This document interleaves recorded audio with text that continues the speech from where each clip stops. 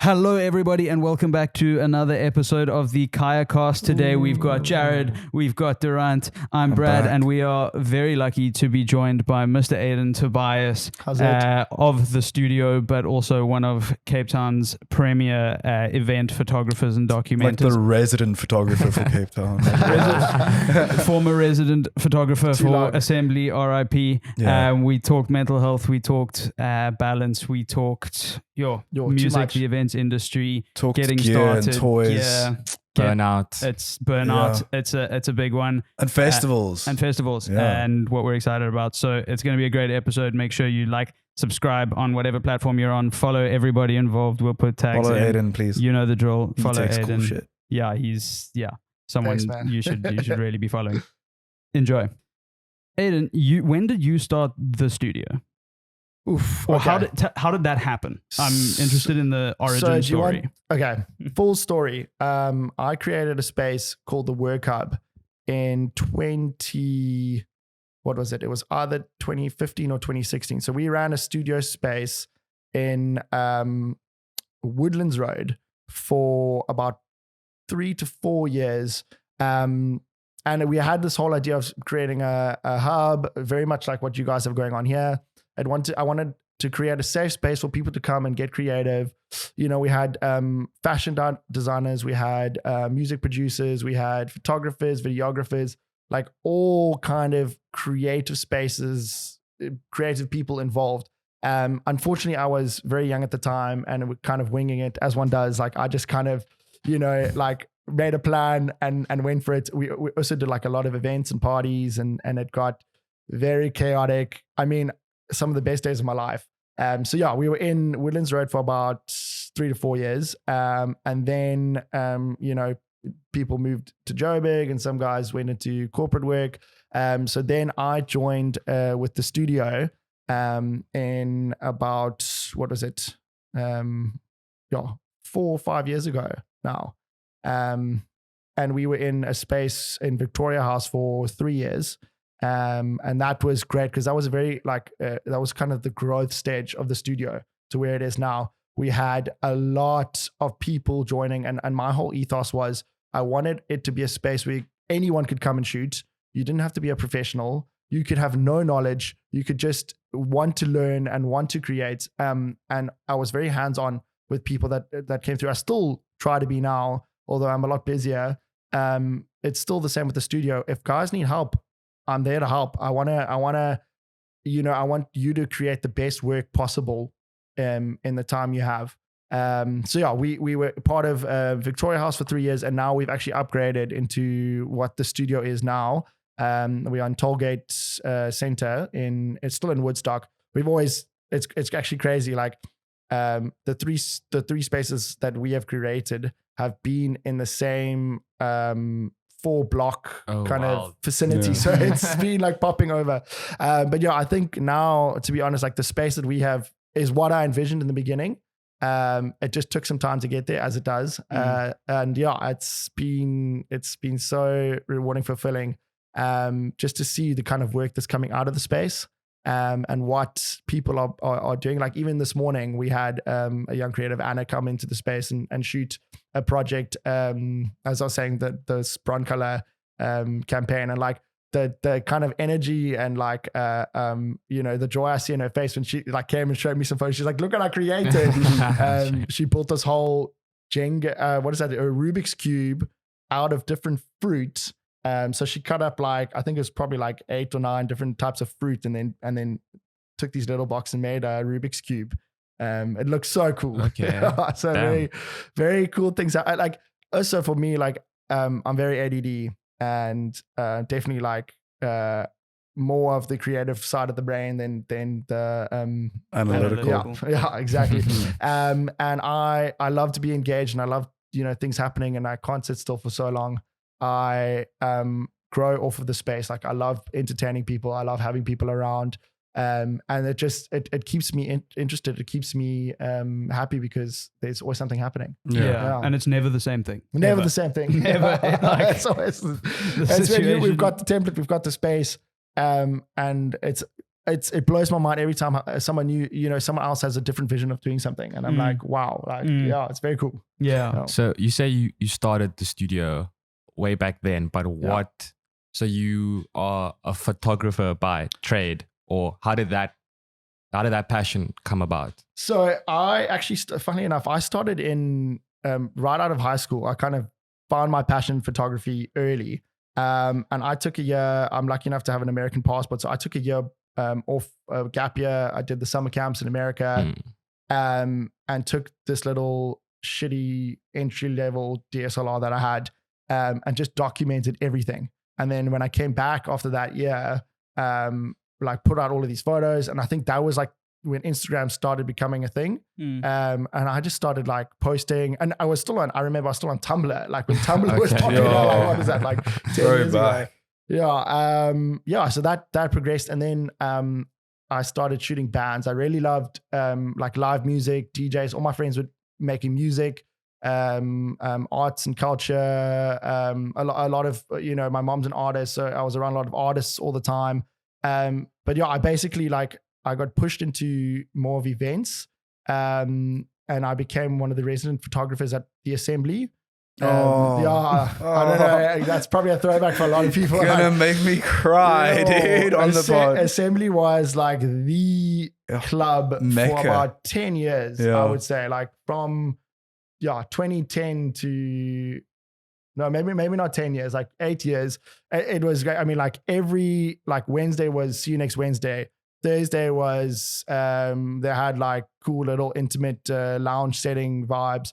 Friday was discotheque. Saturday was band night. There was something for everyone. Like I remember spending like the whole weekend at Assembly shooting. So that was kind of like my start in the industry, shooting events, shooting parties, shooting bands. I mean, I got to shoot the likes of like Desmond and the Tutus, Focal Police Car, like everyone, like Lark, like these people that I like idolized. And then I was like right next to them. So it was very cool. And then through that, I started doing a lot of the marketing and in-house content for the club. I did all the See You Next Wednesday posters. And that kind of introduced me into like the fashion side of things and shooting with models and artists, makeup artists, stylists, that whole side of things.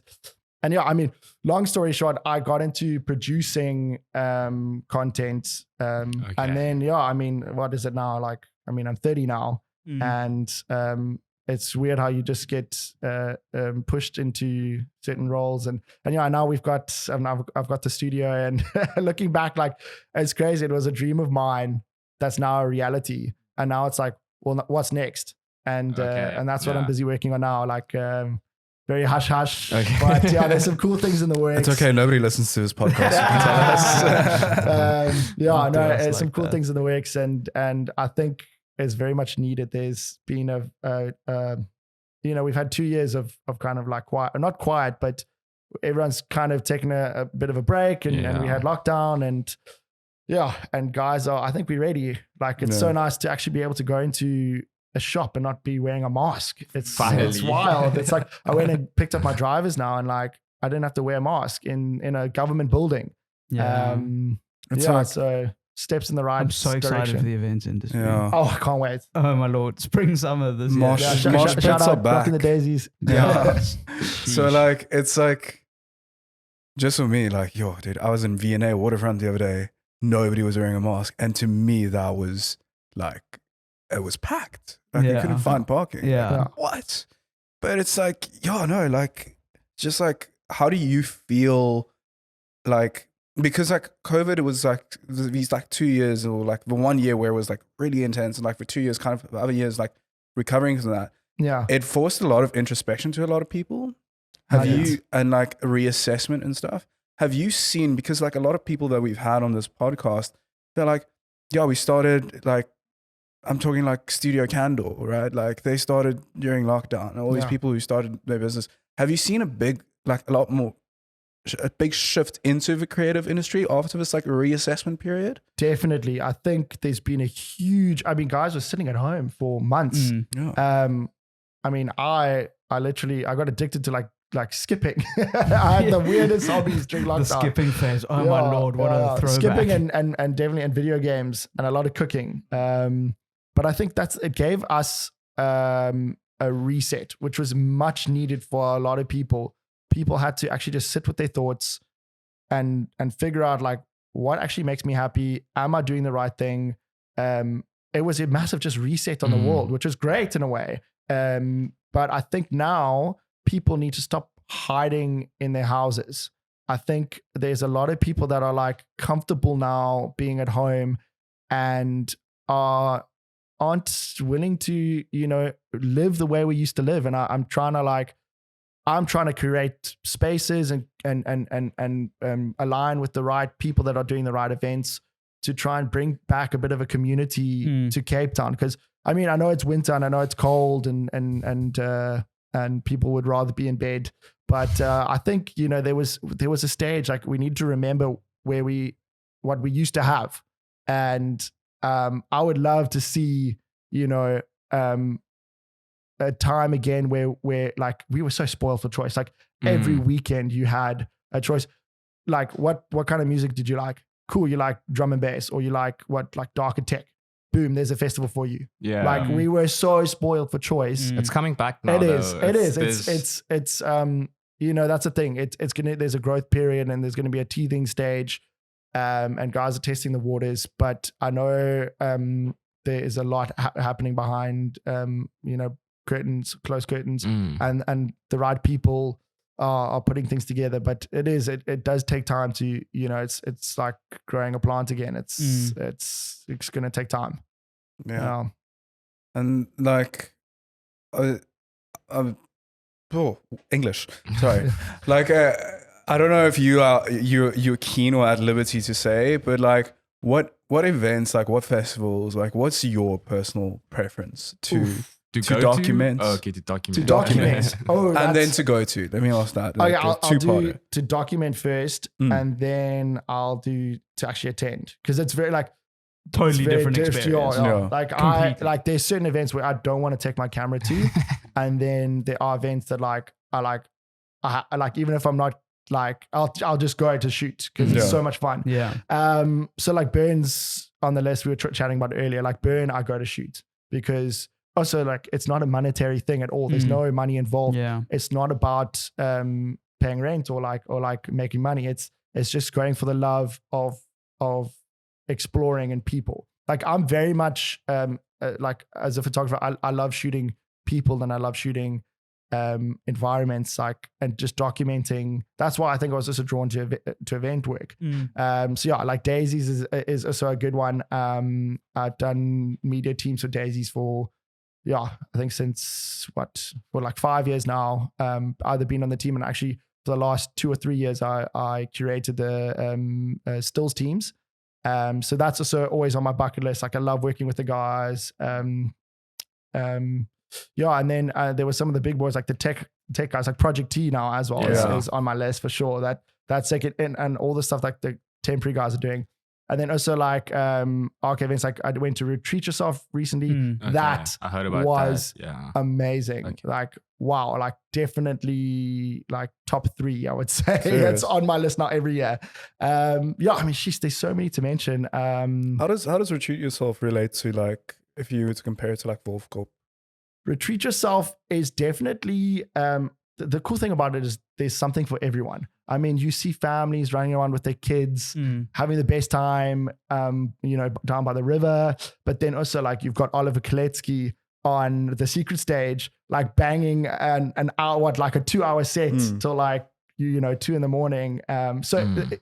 You can have that relaxing weekend with your family where you just go and chill and like have some R&R. Or if you're a bit younger, you can go and have a party. Like it's really like it's up to you to decide what you want and what you want to do. I mean, to be honest, like I had quite a gnarly, I think, month of work. So I just went and took my camera.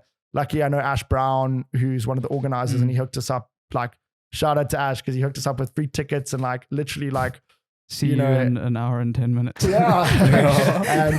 And basically, gave us like this complete like glamping experience and just made us so comfortable. And I just took my camera, and I mean, I took it very chill. Like I partied, but so like I chilled on the riverbank. A restful party. Yeah, restful party. You went on a retreat. Exactly. And I mean, most of the time I was just by the river chilling and swimming. It was so great. I mean, like ice cold water, just waking up and jumping in and I mean, all of the like, it was almost like a village, like all of the like cool thrift shops and food vendors. Okay. It became, and then also a lot of live music. Like I saw Emi Ayanda, Diamond Thug. I mean, the amount of artists that played on that weekend was insane. Like it felt almost like normality again in a way. It was like being back to where we used to be. It was like a blast from the past. It was so cool to see. And I know the RK guys, the events guys have a lot planned for this year. There's a lot going down. So watch the space. That's exciting. I love that it feels like there's so much variety now in terms of, because everyone's kind of what you were saying earlier, everyone like has been at home for 2.5 years and they kind of know what they like. Exactly. And I think the one thing we need to get over is people, I think now will be very selective about what they go to. True. And so the advantage of that is that there's so many different offerings now in terms of like, you can go to a weekend long festival, but that's not a party. Like you can just go away and rest, but be with people who share a similar interest. There's such a variety of like niche targeted events as well, like the smaller events that have like much more of a tight niche focus because you could only do 200 people. Like boutique events. Which I think is also really nice. The like smaller, much more niche, exactly. And as now the industry opens, because now they can, I think those ones will entrench because they'll have like a really cool little loyal following. And then the bigger ones will be able to offer more and more, like Retreat Yourself, where there's so many different options. I think there was a lot of illegal parties happening during lockdown. Oh, definitely. You think? Maybe. Let me not beat around the bush. When I attended, I'll be honest, like I went to a few. Yeah. Not that all of them were bad. Like I did Sands of Time, and that was like top-notch production. Well done to them. Shame, I know the Shame the one organizer passed away, sadly during lockdown. So it's quite heavy. I mean that, but that is it's a testament to like where people's mindsets were and still are. Yeah. Like I hate to bring a negative thing into this podcast, but people, and we need to talk about it. Like people are depressed, and like I see it all over, and like I'm lucky that I was just born with like a positive outlook on life. Like no matter what's going on, I'm like, oh well, at least X, Y, Z. Yeah. But I think, and that's why I think events are so important, because it brings us together on the weekends. It pulls you out of your own little bubble, and it puts you into a space where people are happy to talk to you, and you can get things off your chest. And as humans, we need that. We need time to actually just vent, and that helps the process. And I'm very much for people coming together and helping one another. And people need to remember that, because I feel that people have closed off a bit. And it's weird. Like as you were saying, like my like I love too many things. Like I listen to like from like trance to drum and bass to techno to like I'll listen to pop if it's good. I don't mind if music is good. Music is good. Yeah. I don't really have a preference. I'm like, oh no, I only listen to like dark techno. No, I love everything, and I think that speaks on a lot of topics. So like I like to, and as a photographer, I've got such a tap into it's such an excuse for anything, because you can kind of be a part of all these different facets of life, which I love. So it's great to be in a position where I am in, because I mean, I'm so blessed. Like I'm so lucky to have such a variety of things going on around me, and I'm like, thank God. Yeah. I mean, you did work long and hard for it, so give yourself some credit. I did put in some hours. Like, you know, been around. It's those late nights, man. Sleepless nights. The professional creative industry in Cape Town is... What is a weekend? What is a weekend, bro? That means you work later at night. I mean, sure. I think the thing with events, and like you said, like people's mental health, you know, we're a social species. We need to be in community to some degree, and like that kind of like communal celebration is super, super important. There's something magical about it. Like, there's something that you don't like.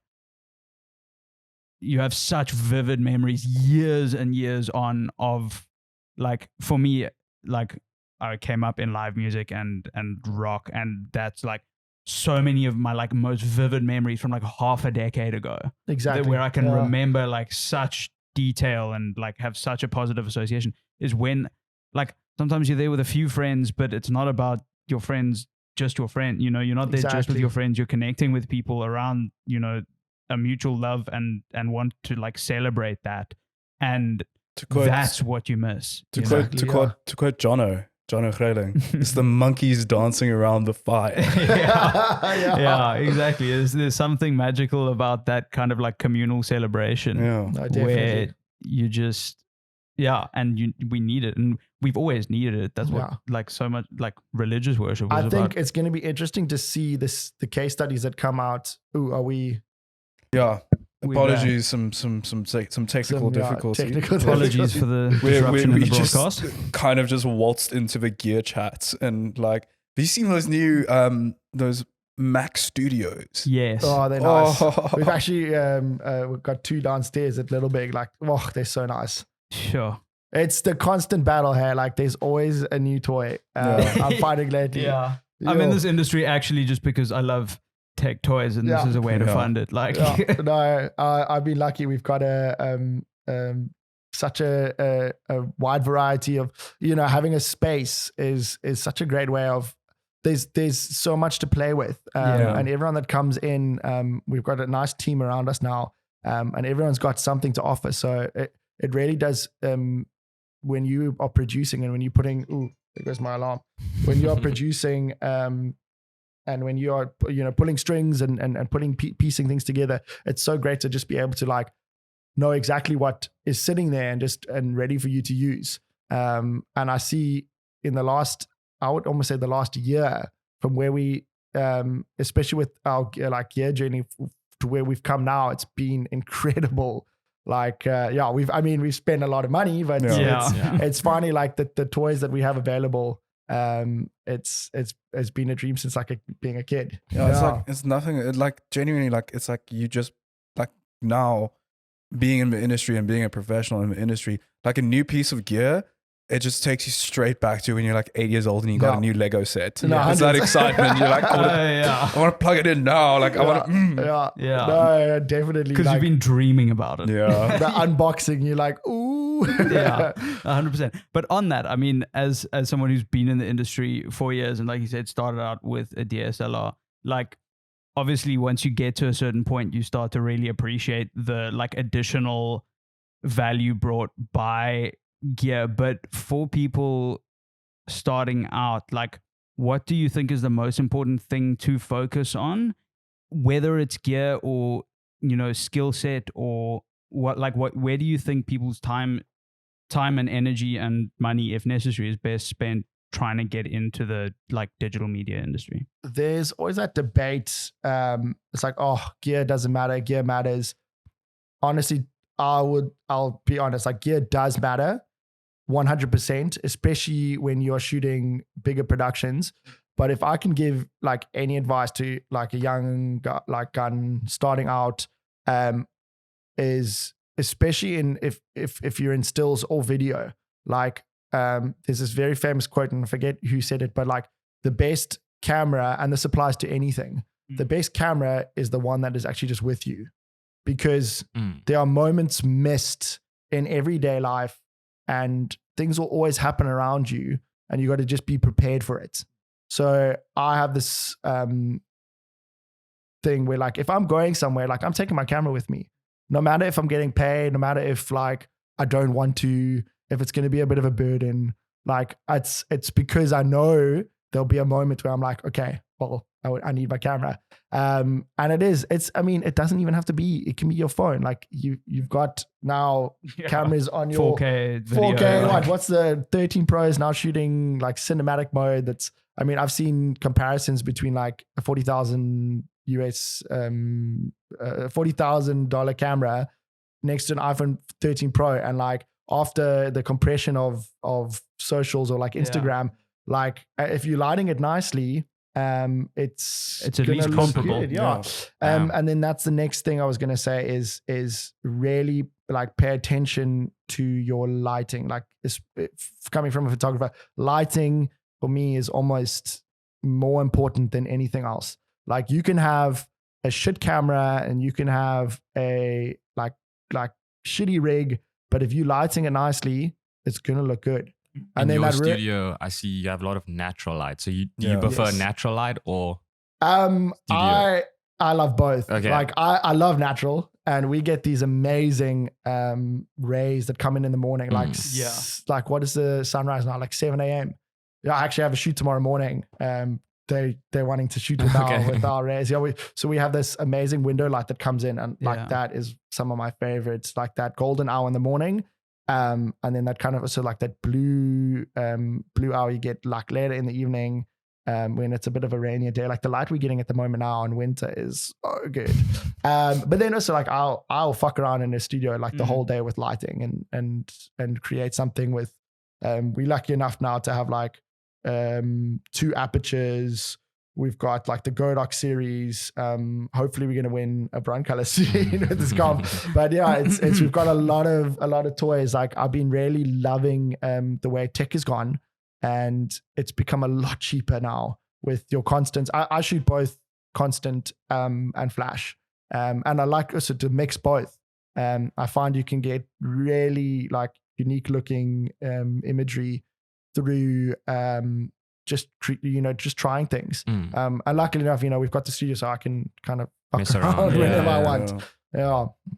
What would it's a pretty different tack, but it just sprung to mind. The lighting thing is just like everything. The example I heard was just like you can film like a badly lit scene on an RE and it's gonna look shit.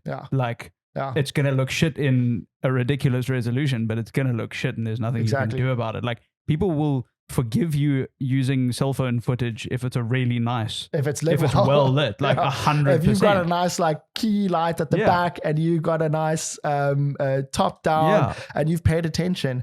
And that's also like where like, I think, when you're negotiating with clients or brands or whoever you're working with, please like try and put money aside for like a lighting. It's I don't know why still now people are getting it wrong.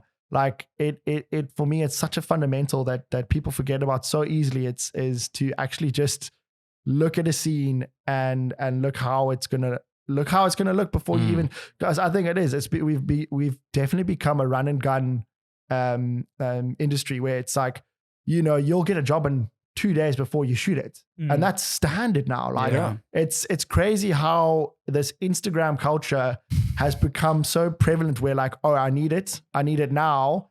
And I need it to be worth 48 hours of post-production. And like the amount of times now, I'm charging extra for 24-hour turnover because it's become a standard. But like, if I'm going to be staying up the whole night grafting, I want it to be worth my time and effort. I think people need to also remember their worth. I think coming out of lockdown, people were like, "Oh, like I haven't, I haven't had a paycheck in what was it? It was crazy. It was like 10 months or 12 months."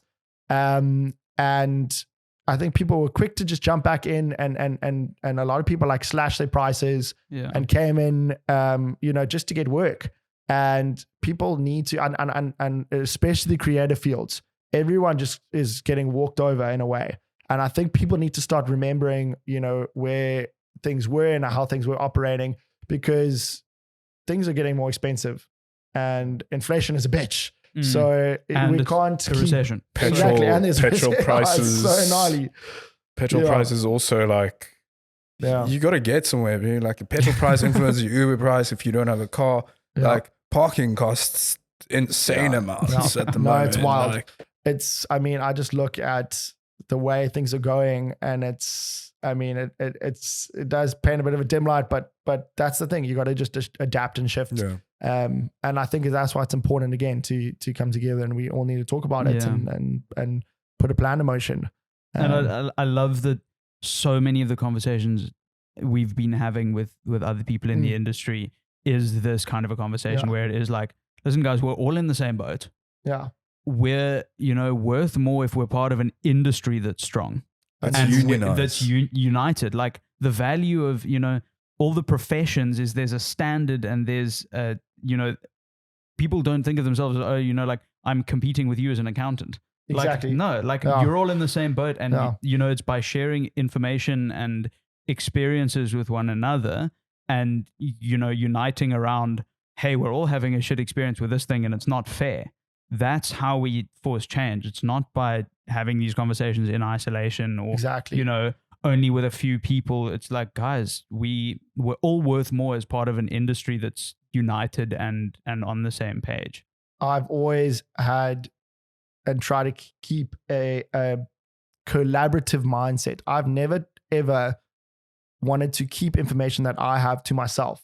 And I have shot myself in the foot sometimes, but...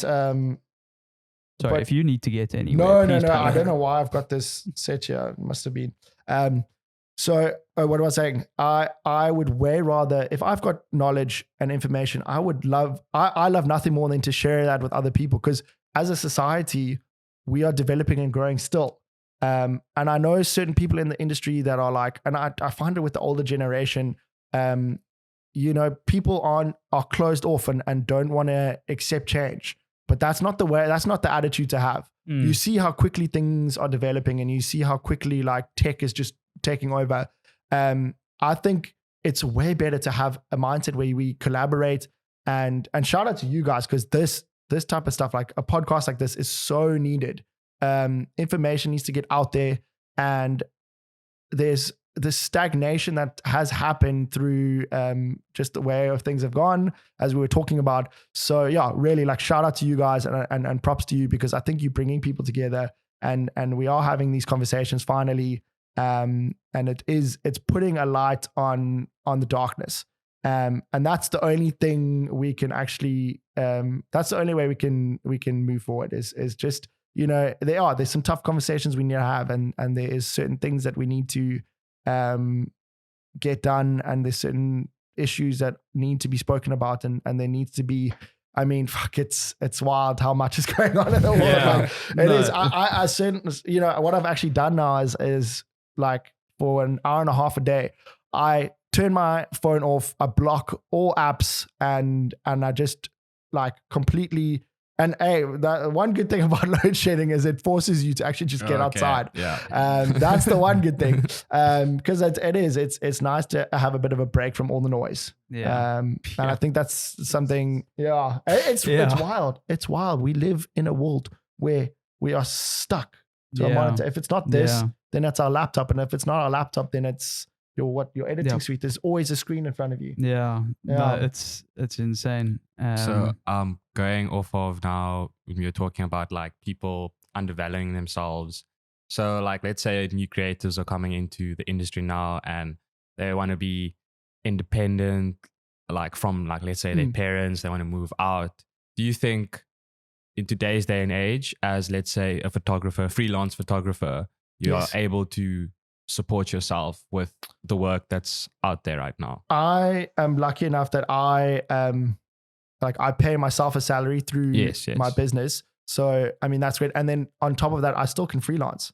So I'm in quite a nice position now, in that I've got kind of two flows of income from two different things. And luckily, like I can manage both because I just manage my time well. For someone young, like some advice I can give is I would definitely look at like, especially with where Cape Town property and if you want to move out of home, I would really suggest moving in with some people. I know it sucks, but it's not all bad. Like you if you can find a nice like a house that you can share with mates, because it's impossible at the moment. Like I look back to my parents by my age had bought a house and had my sister. Us now, we are not in that position. I'm still like, 10 years away from actually buying property potentially.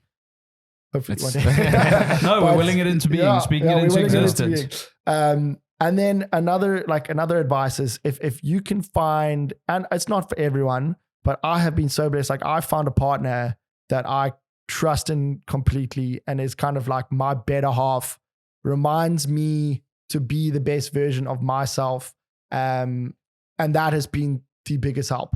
In that, like, I'm not this little shit anymore running around, getting drunk every weekend.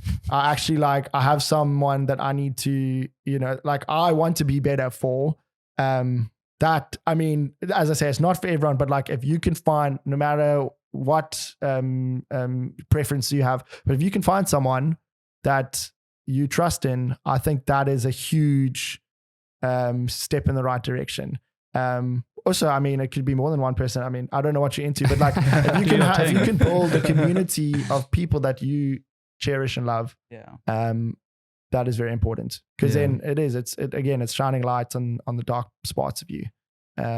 It's important to align yourself with people that are uplifting you and helping you, and also are pointing out some negativity, negative parts, but in the right way where you don't have to, you're not resenting them for it. You actually just like, cool, thank you for actually being honest with me. Pointing it out, Yeah, I'm so lucky. Like I've got a group of guys, like I've my mates since almost like high school days, and we're still friends today. And we've got a WhatsApp group with all of us, and like it's always like the banter's always there. Like, I mean, we fight, like we fight all the time in the group. We like right now we're actually having a bit of a fight of the dumbest shit, but like it's important to point out each other's, if someone's getting too hectic or like, I'll give it, I mean, because you don't know who they are, I'll give an example. So a mate's had a problem with a guy, like another guy, because he's quite loud and rambunctious, and he's not a bad dude at all. Like I personally like him, but he didn't like the guy. And like just speaking behind his back in a group. Not a good idea. No, like it's our mates, and I respect that. Like I'm not gonna, if someone's saying negative things about someone else, like, and it's your mate, you're gonna stand up for him. It's important to keep a bit of integrity. And to be able, like have those conversations. Like if you can't have those conversations with your friends, like exactly your friends, like none of us are perfect. Exactly. You've all got, we've all got shit that makes us, that are things that we can improve on to be better friends, human beings, whatever. And like if you don't have friends that and people around you, a partner can be a huge help. That push you in the right direction. It's not a like, oh, you're an asshole thing. It's a, I believe you are better and can be better. And I back you, and I'm telling you this out of love. It's not like a bad thing. No. It's, dude, if I thought you were a bad person, I wouldn't, bother having the conversation. Exactly. Exactly. Yeah. And having friends like that is, and being surrounded by people like that is super invaluable. It is. You gotta almost, for some people, I think you actually just gotta realize who is important and who isn't. And I had to do that myself. Like I had to actually like cut some people out, because the only thing they wanted from me was the benefits that came with knowing me. And I realized, you know what, this is not actually a friend. This is just someone that like loves clout-chaser. They love the free tickets to the parties, and they love the, they love the photos. They're not interested in who I actually am. They're just interested in what I can give them. Yeah. And I think you've got to stay humble. It's if someone is going to take the time to actually sit with you and be like, hey, listen, like I've got a bit of a problem. I want to tell you about it.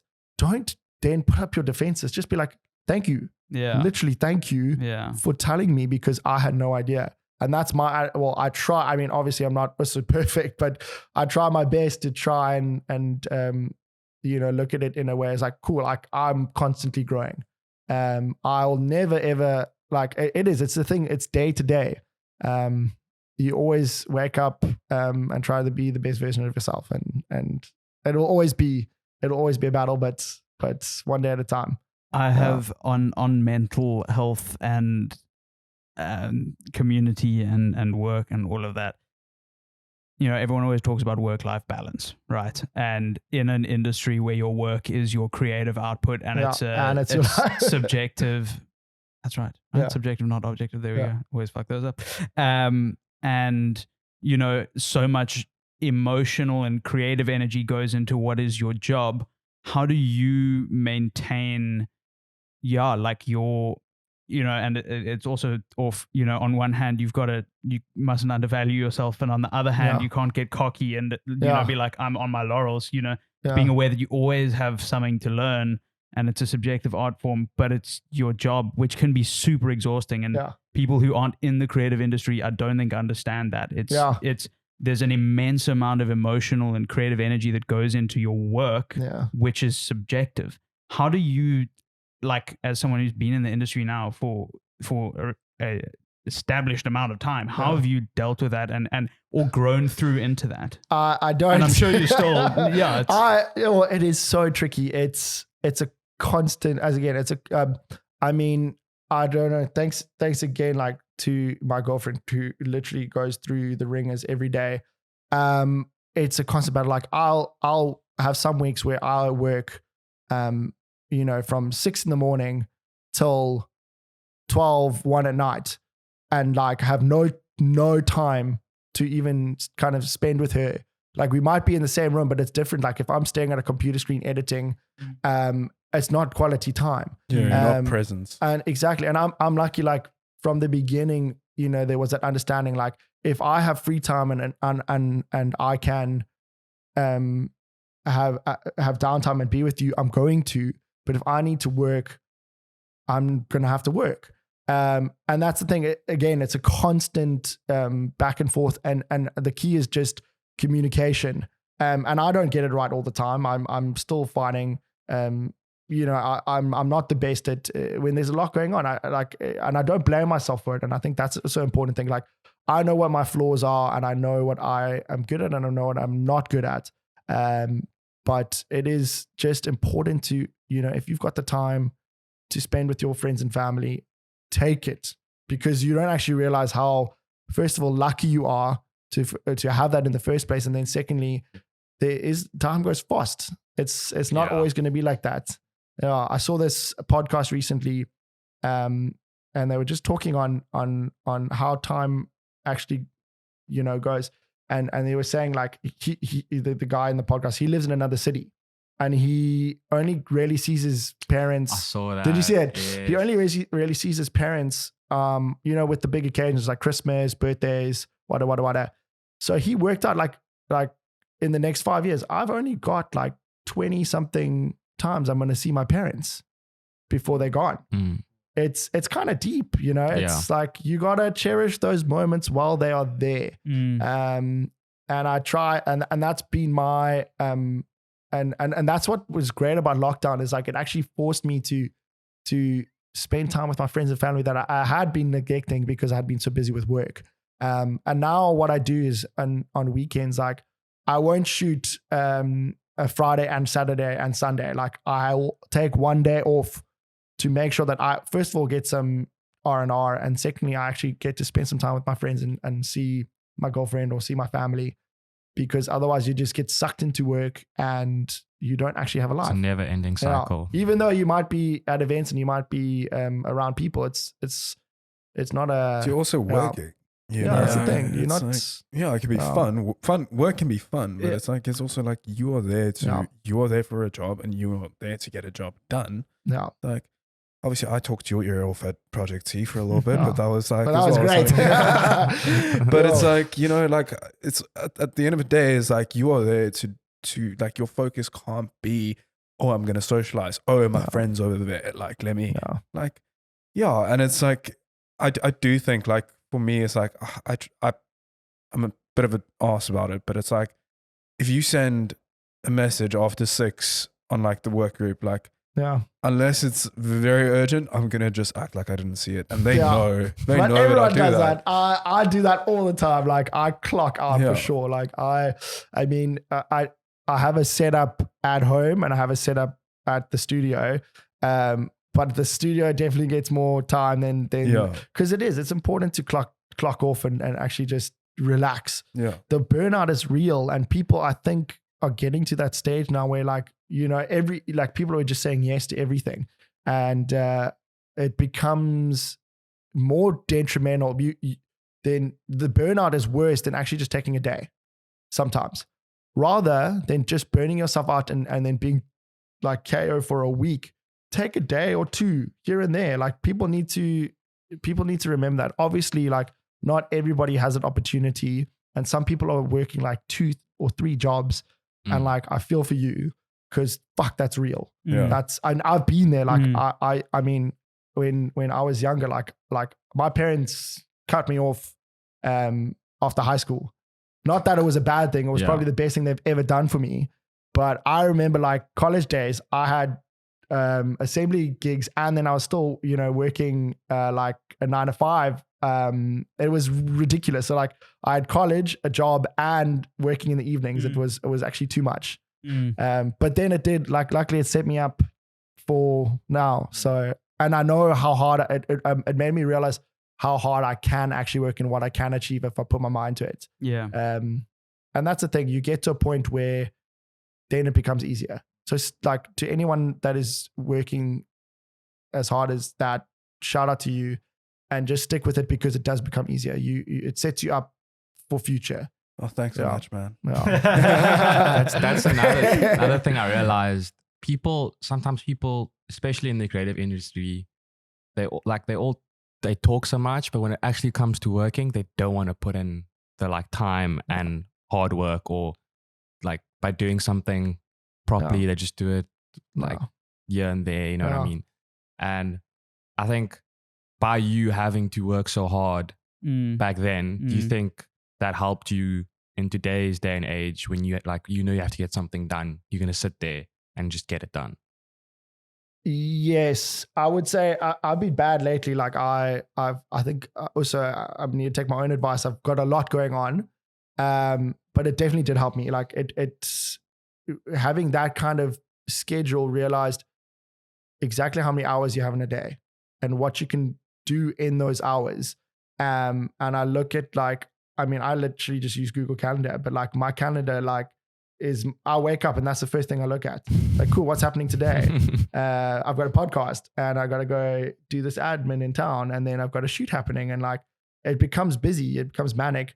But if you prioritize and you like, I know, so like last night I'll be like, sweet, so this is what's happening today.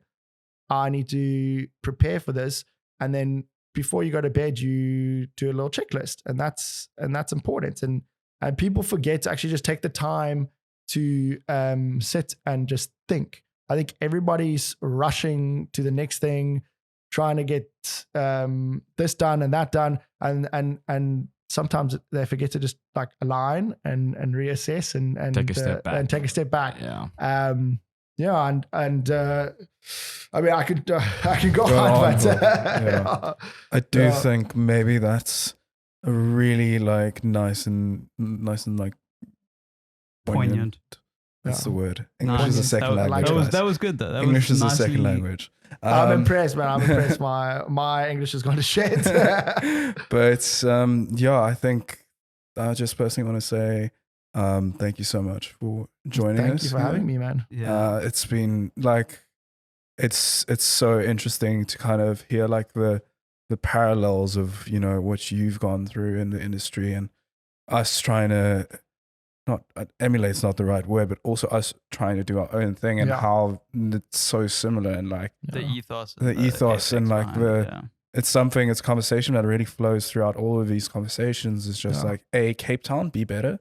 But like believe in what the incredible stuff that is happening in Cape Town. It's not like it's believe in ourselves so that and the industry so that we make the most of what is happening and collaborate and grow and you know, like provide other people, you know, the platform and the stepping stones to reach the full potential, because that's at the end of the day. And also don't burn out. But I mean, and shout out to you guys, and please keep doing what you're doing, because I mean, I know personally I've been loving what I've been seeing, and I think there's some absolute gold in the conversations you guys have been having, and like, thank God, thank God for you, because it's needed. It really is needed. Thank you. I think it's good to wrap it all up. Thank you. And as someone who we've always respected and looked up to since we started as well, with having a space that does this, and you know, having this conversation in the beginning when you explained the ethos behind the spaces that you curated, it was so fulfilling to know there's you know, there's these common threads, and to hear that from you I think is really encouraging for us. So thank you so much for your time and your insight. And we're definitely doing another one, because there were a few things we didn't cover that I really want to get into. Thank you so much for watching, everybody. Like, subscribe, comment, do all those things. All the good things. Go find. Shout yourself out on Instagram quickly. At the Studio CPT for studio, and at Aidan Tobias for personal. Go get involved. You know the drill. Thank you so much. Goodbye. Bye.